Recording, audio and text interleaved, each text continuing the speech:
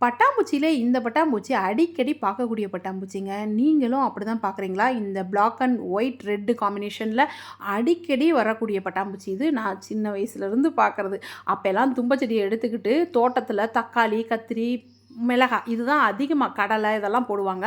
Maximum தக்காளி செடி, இந்த மிளகாய் செடி இதெல்லாம் இருக்கும்போது, அந்த தக்காளியில பூக்கள்ல அங்க இங்கேயுமா வரப்புகள்ல மெயினா தும்பச்செடியிலலாம் இருக்கும். அப்ப தும்பச்செடிய எடுத்தே அந்த செடியில உட்கார்ற இந்த பட்டாம்பூச்சிய தொரத்தி தொரத்தி புடிச்சு, அத கொஞ்ச நேரம் கையில வச்சிருந்து விட்டுறது. அத வந்து பாவம் அத புடிச்சு இது பண்ணக்கூடாது, துன்புறுத்தக்கூடாது, பிடிக்கக்கூடாதுன்னு அப்ப தெரியாது இல்லைங்களா?